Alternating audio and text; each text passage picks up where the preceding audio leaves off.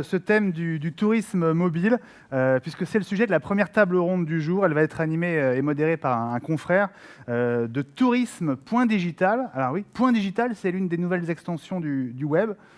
C'est peut-être le premier site en point digital sur lequel vous irez. Vous pouvez essayer. J'appelle donc Mathieu Bruck et les trois participants de ce débat qui vont partager leur expérience et nous expliquer la prise du pouvoir du mobile dans leur industrie et leur entreprise. J'appelle donc Éric Breuil, le responsable de la division information voyageurs et relations clients à la SNCF pour Transilien, Renaud Jappiot, directeur des opérations digitales du groupe Accor, et Rodolphe Roux, directeur du marketing du groupe Pierre et Vacances Center Parks. Mathieu, c'est à vous.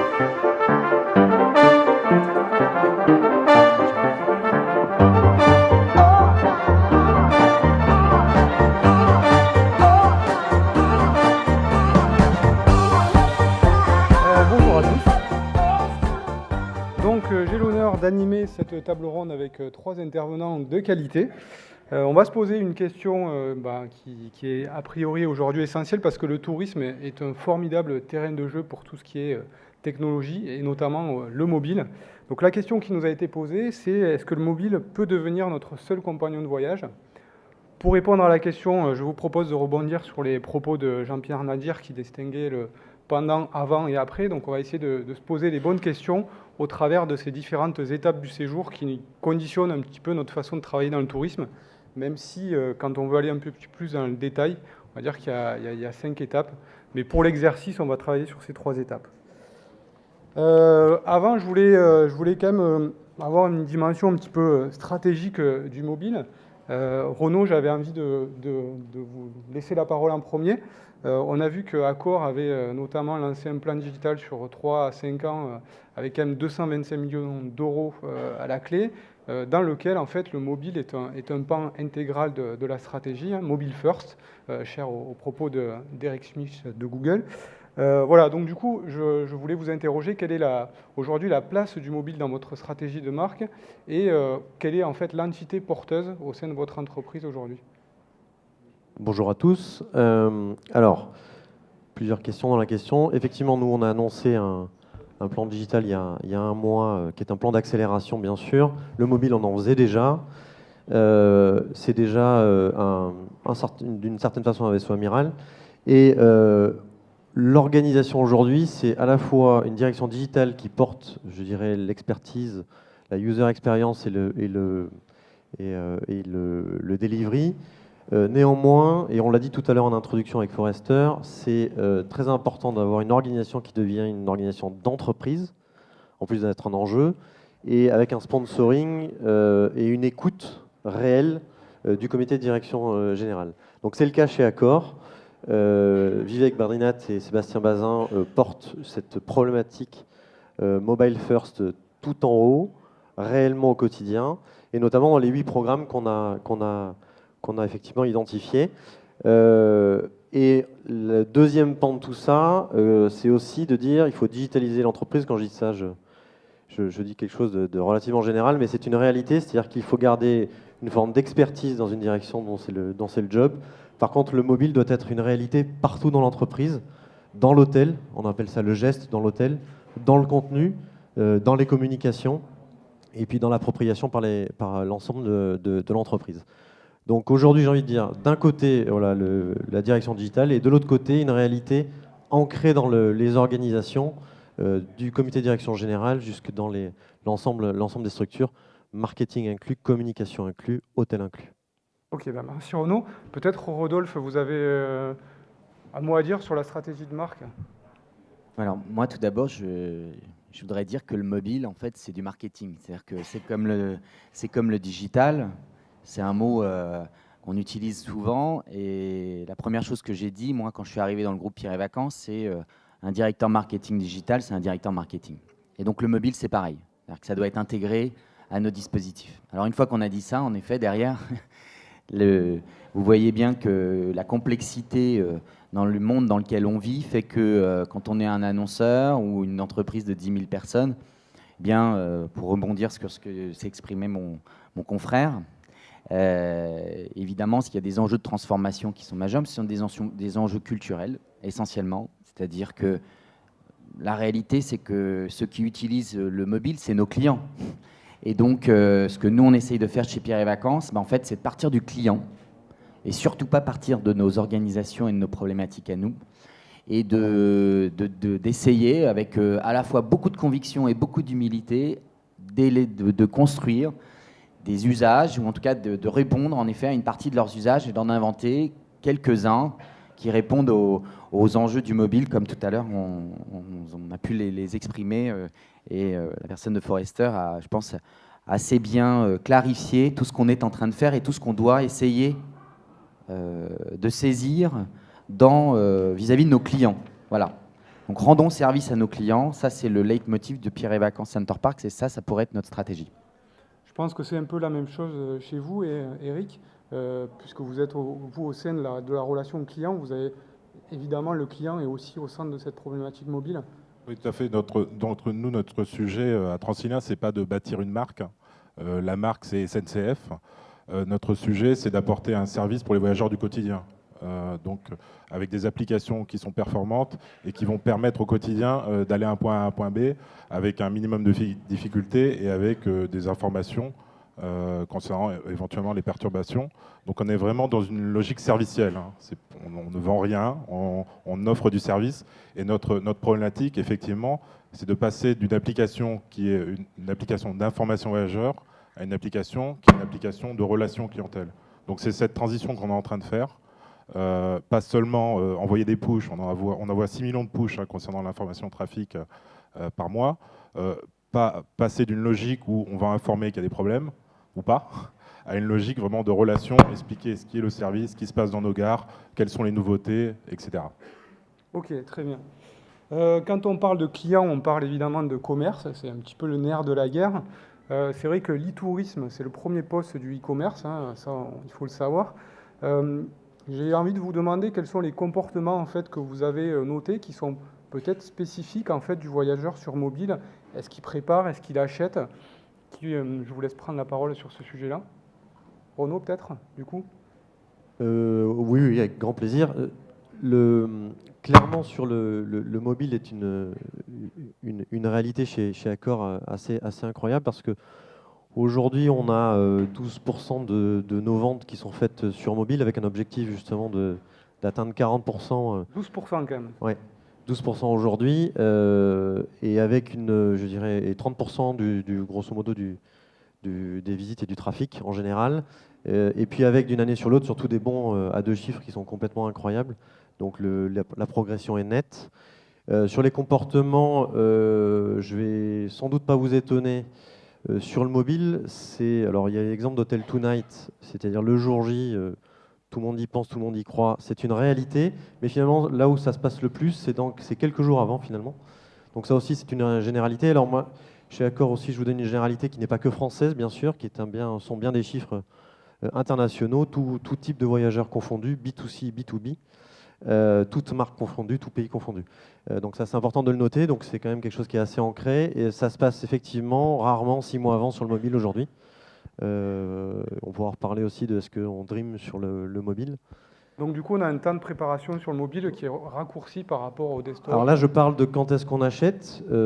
Aujourd'hui je dirais la préparation elle peut être dans l'instant où on achète, où effectivement elle peut être en multi-écran, réfléchie, pas réfléchie, imposée quand on est dans le B2B parfois. On a aussi sa nuitée, on veut juste prendre une nuitée, mais elle est déjà organisée jusque dans la chaîne sur laquelle et la marque sur laquelle on s'héberge. Donc j'ai envie de dire oui, plutôt des temps très raccourcis sur le mobile aujourd'hui. Je ne suis pas sûr que ce soit quelque chose de totalement ancré durablement. Ce moment de vie-là, il sera toujours là. Le mobile, c'en est la parfaite incarnation. Mais on l'a dit aussi tout à l'heure, le mobile, on n'a pas envie de le prêter, c'est le truc le plus personnel, on l'a tout le temps avec soi. Quand on oublie ses clés à la maison, on n'y retourne pas forcément. Quand on oublie son mobile, on y retourne. Donc il y a à côté cet objet-là, on est complètement addictif aujourd'hui. Et vous le savez bien, les nouvelles générations, celles qui vont rentrer dans le B2B et dans le B2C, sont complètement accros à ces écrans-là. Et donc, il y aura encore des choses qui vont se passer sur le comportement, très certainement aussi. Alors, peut-être vous parlez de mobile et beaucoup du smartphone, en fait, qui est un outil personnel. Je crois aussi que la tablette, c'est quand même un outil familial qu'on partage davantage. Est-ce que, par exemple, Rodolphe, vous avez noté des comportements particuliers à travers la tablette et sa place par rapport au mobile aujourd'hui dans l'industrie du voyage? Alors, je pense qu'on a tous vécu cette expérience. Nous, les premiers, souvent, quand on se parle, mais comme on est entre nous, on peut se le dire, c'est quand on commence à essayer de réserver ses vacances, ça devient assez vite un casse-tête et un cauchemar. Et je peux vous le dire que les cordonniers, souvent, sont les plus mal chaussés. C'est-à-dire que même nous, quand on réserve nos vacances, c'est très compliqué. Je crois qu'il y a 43 interactions aujourd'hui, en moyenne, avant de réserver un séjour, quel qu'il soit. Le groupe Pierre et Vacances Center Park n'échappe pas à cette règle. Le mobile, ce qu'on constate, va développer encore plus ces interactions.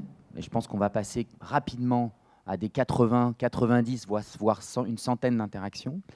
Donc on constate, nous, une évolution majeure, parce que le mobile tablette réunit ces 40% de notre trafic sur nos sites. On va dire que sur Center Park, c'est Pierre et Vacances, à peu près, c'est 1 million de visiteurs uniques tous les mois, pour chaque marque. Et par contre, ce qu'on constate, nous, c'est que pour l'instant, la transformation en termes de chiffre d'affaires n'est pas encore tout à fait présente. C'est-à-dire qu'on est encore à des chiffres en dessous de 10%. Par contre, c'est la possibilité pour nous, en effet, d'essayer de leur faire vivre une expérience différente.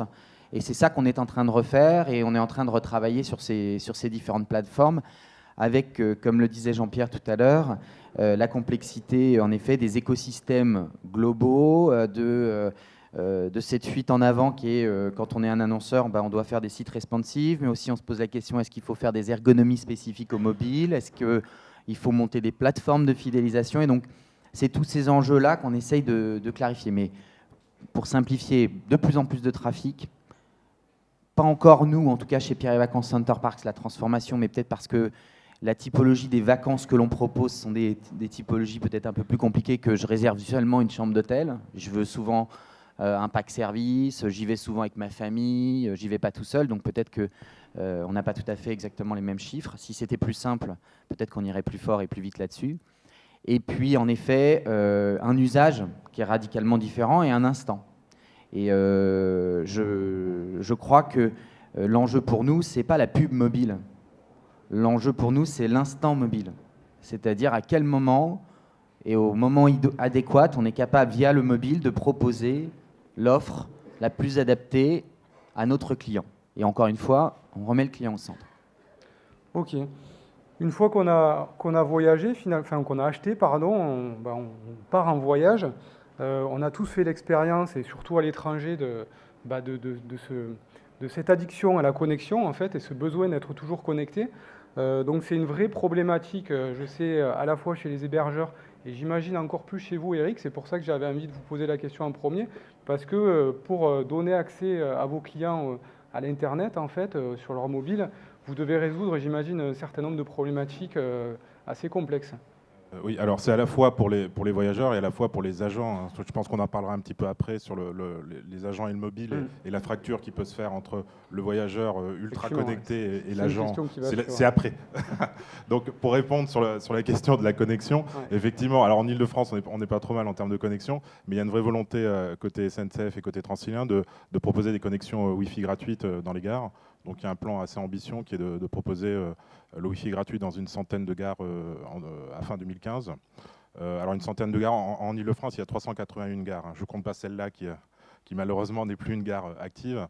Donc centaine de gares, ça couvre à peu près 70% du trafic, enfin du nombre de voyageurs en Ile-de-France, donc c'est ambitieux. Alors les gares, c'est relativement simple. Il y a des questions bien sûr de modèle économique pour financer le Wi-Fi gratuit. Les trains, c'est beaucoup plus compliqué. Alors, dans les trains, on n'a pas de plan d'équiper des trains, en tout cas en Ile-de-France, en Wi-Fi. Il peut y avoir des plans côté TGV, parce que c'est très compliqué, et c'est des matériels qui ne sont pas tout à fait récents, pour certains d'entre eux. Par contre, il y a un travail avec les opérateurs, arriver à travailler avec les opérateurs pour qu'il y ait des balises 3G, 4G à proximité des voies, pour équiper les tunnels. Peut-être, du coup, Rodolphe, quand on s'était parlé au téléphone, vous m'aviez expliqué de la difficulté du foncier, en fait. et de cette problématique que vous aviez à résoudre et qui nécessitait un investissement quand même relativement important. Voilà, alors, souvent, alors nous, c'est le Wi-Fi, c'est le sujet de tous nos livres d'or. Vous voyez, comme quoi le Wi-Fi arrive sur le offline. Et donc, alors, le problème, c'est que pour nous, Pierre et Vacances Center Park, c'est nos Center Parks qui sont dans la forêt. Donc déjà, ça commence bien.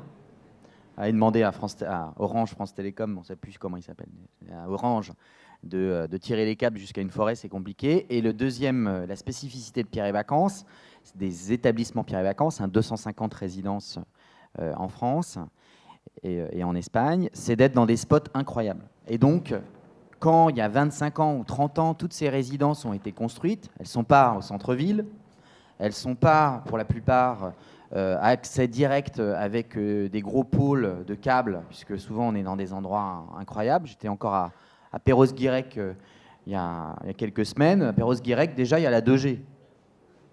Alors donc, on arrive, on est client, on est la 2G, et je n'avais même pas la 3G dans le centre-ville. Donc du coup, je me suis dit, est-ce que ça va être dans ma résidence? Évidemment, ça va pas louper, c'est très compliqué. Donc, le problème que l'on a chez Pierre et Vacances, c'est un plan d'investissement global à la hauteur de notre entreprise, qui est quand même une entreprise qui fait 1,4 milliard d'euros de chiffre d'affaires, de 10 000 personnes, qui est la taille du Club Med. Souvent, quand on nous compare, on nous met en face.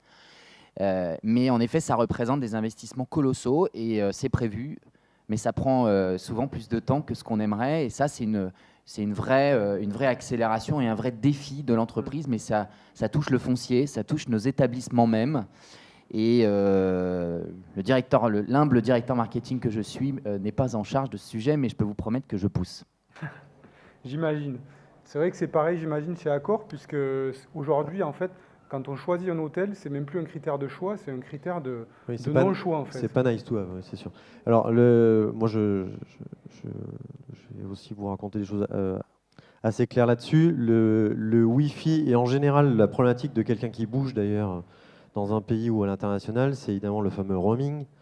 Qu'on soit B2C ou B2B, la notion de mobilité aujourd'hui, c'est vrai que c'est une réalité de dire c'est un point hyper embêtant pour certains types de voyageurs, en tout cas encore aujourd'hui, si on ne lui promet pas un point d'accès assez fluide, voire totalement gratuit. Donc bien entendu, chez Accor, le Wi-Fi est aussi une réalité dans les établissements.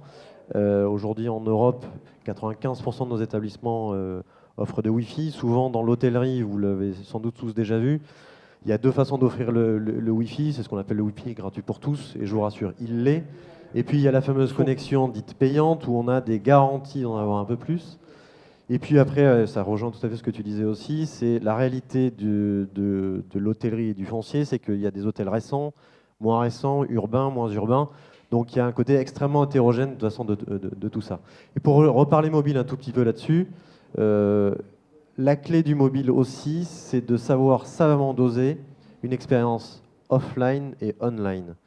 Et ça, c'est extrêmement important, c'est-à-dire qu'on peut offrir des services où on peut aider un client, on peut le prendre par la main, avec ou sans connexion à des réseaux.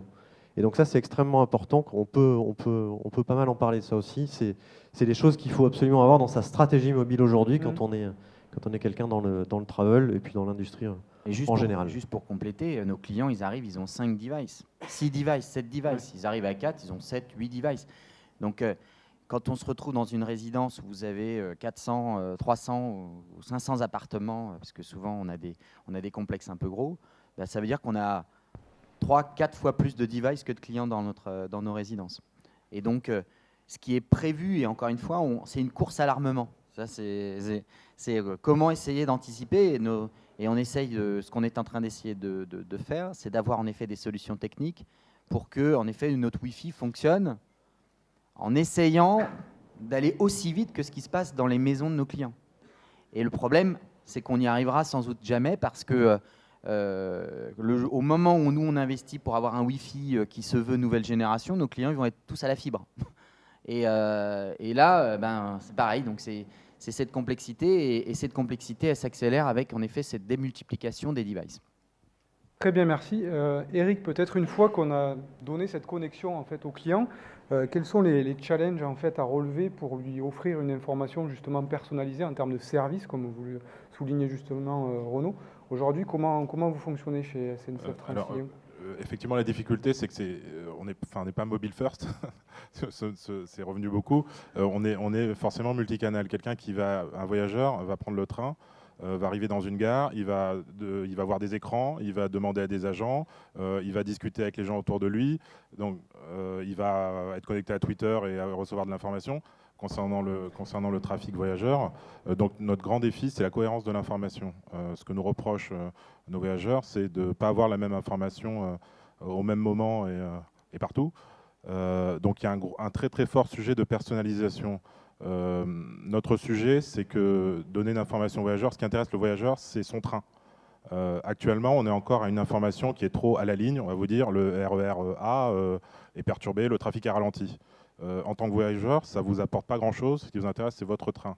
Donc progressivement, on est en train de descendre et de personnaliser de plus en plus. Donc à la ligne, au tronçon et demain, et je l'espère rapidement au train, avec la possibilité de s'abonner à un train pour que le train finalement vous parle et vous dise je suis en avance, je suis en retard. Bon, voilà, donc ça c'est le défi. Ce qui est très très compliqué dans le mobile, c'est pas le mobile lui-même, c'est tout le back office. Et c'est L'humain qui a aussi derrière. très très cher. Et donc à la SNCF comme d'autres entreprises, on part d'un back office qui est ancien, qui n'a pas du tout été développé pour le mobile. Hein. Donc on a aussi de très très gros investissements sur la partie back office pour réaliser tout ça, vraiment le défi de la personnalisation, de la cohérence de l'information. Quand on parle de back-office, on parle aussi, parce que c'est ce que je croyais comprendre, mais en fait, vous parliez de technologie, mais quand on parle de back-office, on parle aussi de l'humain à un moment donné. Je sais que Renault, par exemple, chez Accor, dans votre fameux plan digital, il y a aussi un pan en termes d'équipement auprès du personnel. Comment vous envisagez les choses justement sur ce pan-là? Alors effectivement, dans notre programme digital tel qu'il a été présenté, il y a bien un programme en entier qui est sur ce qu'on appelle les employés. Alors c'est pas que de l'équipement, c'est tout un tas de choses, mais effectivement la réalité aujourd'hui, c'est que le client devient mobile même quand il arrive dans un lobby, bien entendu. Vous l'êtes tous certainement. Les employés doivent l'être pour deux raisons. Un, pour être dans cette nouvelle ère d'interaction avec les clients, tout simplement. Il faut incarner ça, il faut savoir ce que le client peut avoir dans la main quand il rentre dans un lobby. Il faut connaître les assets digitaux de la marque pour laquelle on travaille. Tout ça, c'est quand même des nouveaux gestes. Donc, il y a du change management là-dessus. Et puis, il y en a une deuxième, c'est évidemment dans les métiers des employés en tant que tels. Là aussi, le mobile, bien entendu, a sa place. À sa place pour aider, transformer, accélérer, modifier, rendre plus productif certains moments de vie. Rendre aussi ce schéma de, vous le savez, des employés qui sont partout dans un hôtel, avec des clients qui rentrent, qui sortent, sont-ils dans la chambre, sont-ils pas dans la chambre, sont-ils au lobby, sont-ils sortis de la meeting room. Bon, il y a des interactions aujourd'hui, on est absolument persuadé qu'il y a des multiples interactions, et donc les employés aussi sont évidemment au cœur de tout ça. Donc chez Accor, on va s'y attacher fortement pour accélérer ça. Après, est-ce que c'est de l'équipement pur et dur? Oui, il y en aura, mais c'est pas forcément. Voilà. Alors par contre, je peux vous le dire aussi, pour l'avoir vécu en dehors d'Accor et chez Accor, le sujet, c'est vrai que les nouveaux équipements comme sont les mobiles et les tablettes sont des magnifiques outils RH aussi.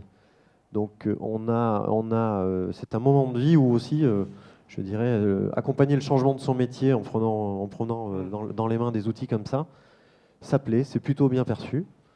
C'est pas forcément une obligation, bien entendu, mais donc c'est aussi un bel outil RH pour faire ce change management dont je parlais. Très bien. On a parlé au début des objets connectés, hein, qui sont évidemment au centre du mobile.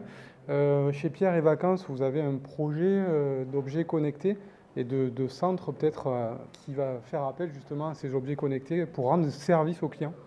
Voilà, c'est une nouvelle appli qui sort dans 10 jours.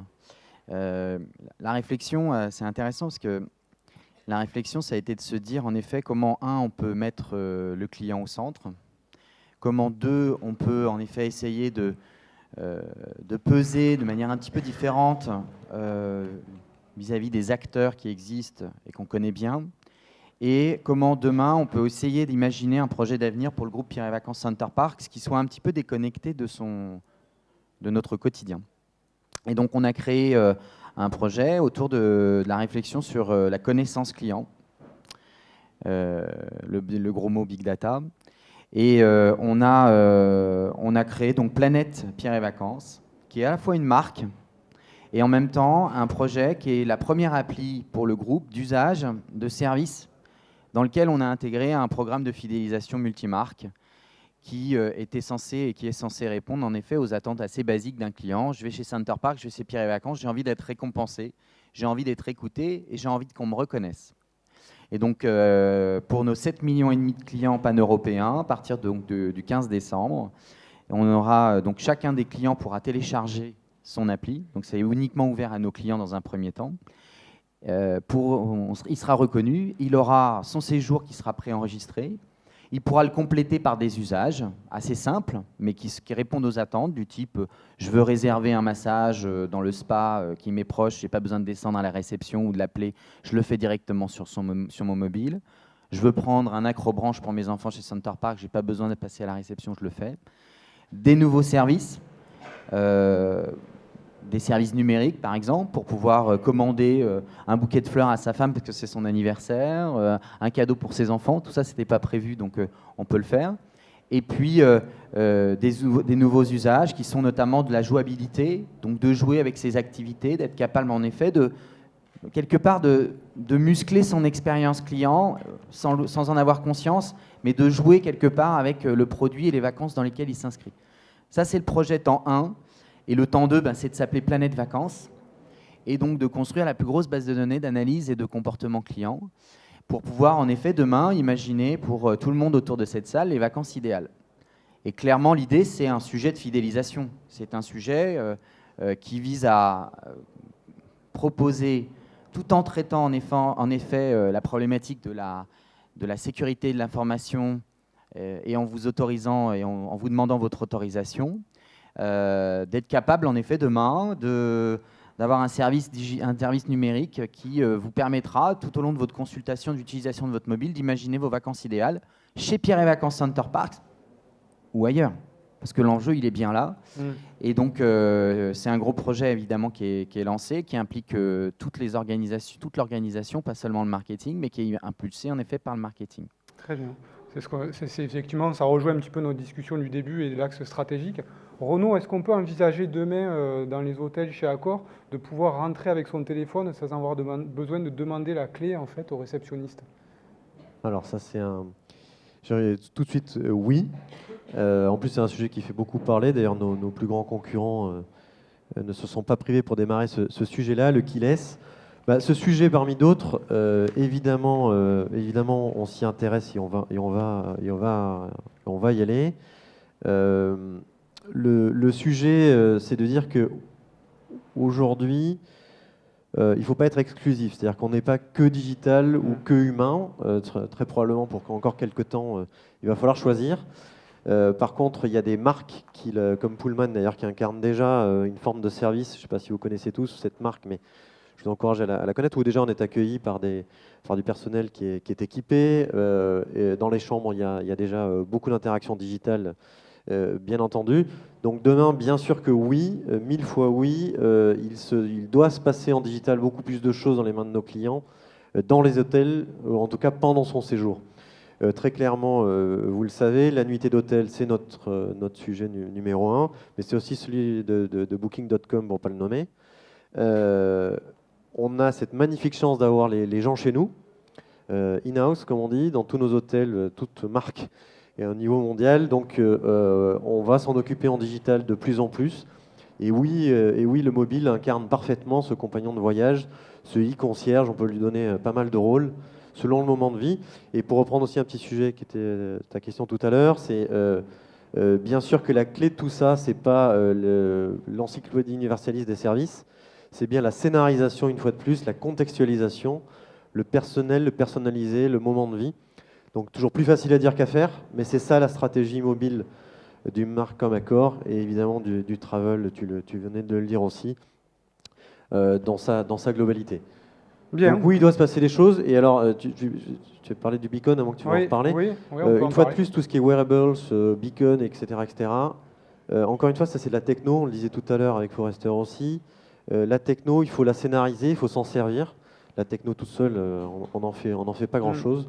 Donc évidemment, on peut dire bonjour humainement, on peut dire bonjour avec une application dans un hôtel.